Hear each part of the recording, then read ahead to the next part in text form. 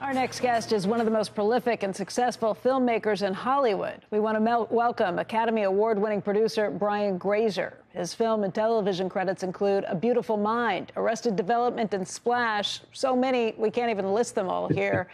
His latest film, Candy Cane Lane, premieres this Friday on Amazon Prime Video. And Brian, by the way, is also a best-selling author. His new book is out today.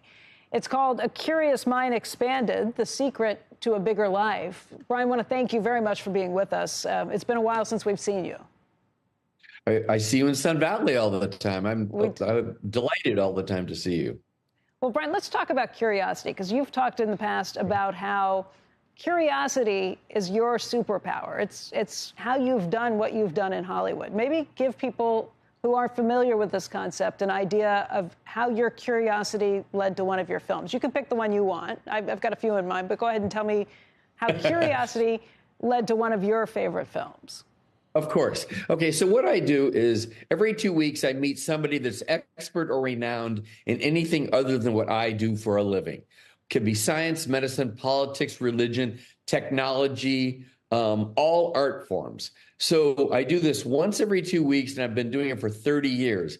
And I do everything possible to disrupt my comfort zone to meet your friend Warren Buffett or Elon Musk or Steve Jobs or hundreds of Nobel laureates.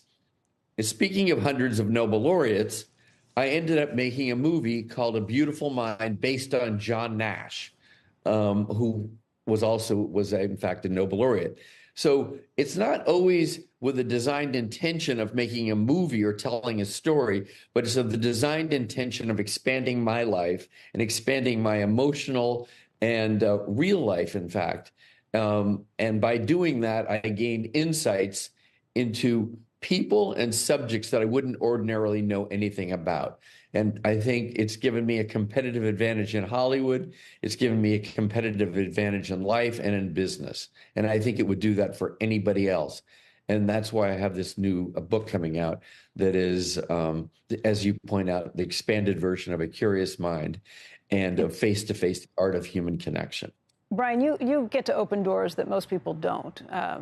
People like former presidents will sit down with you, business leaders, average people would not be able to get a hold of. But you started doing this without being able to open all those doors. And I wonder, for most people, how do they go about doing this? I think back to Backdraft, the book or the film that you wrote about, that you produced about firefighters.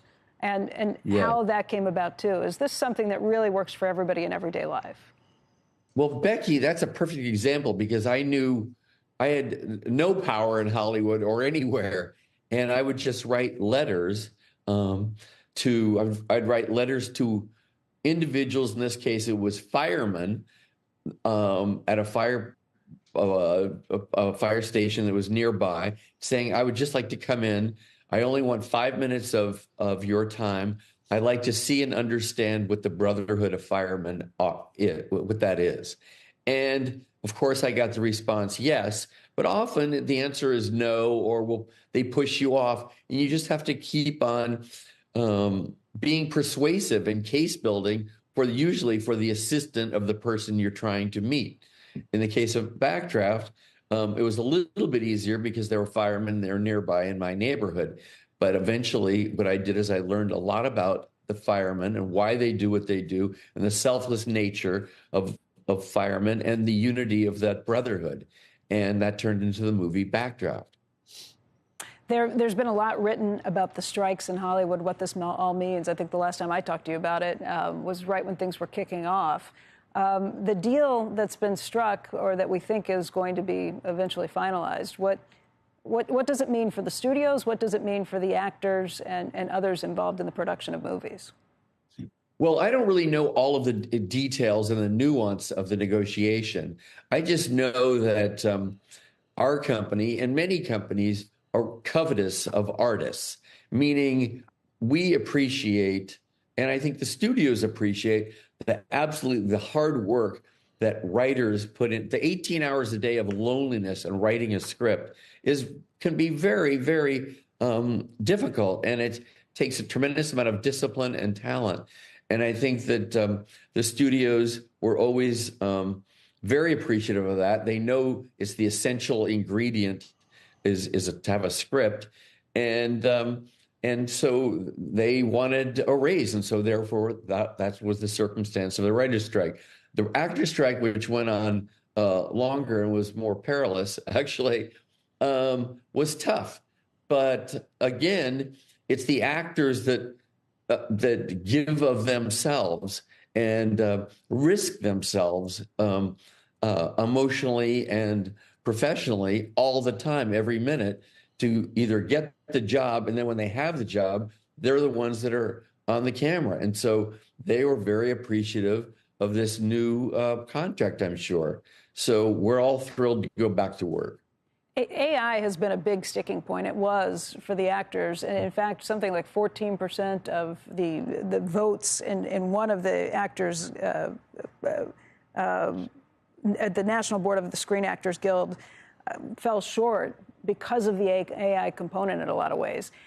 AI means, with this new part of it coming up, that the existing actors will have to sign off and be paid for any of their images, digital images that are used. But I think younger actors are a little concerned that it means that it'll be harder to break in, that those older, well-known actors will be the ones who get those roles and the coveted roles and will be able to be replicated all over the place. But it might be tougher for younger actors coming through. What would you say to those undiscovered actors at this point?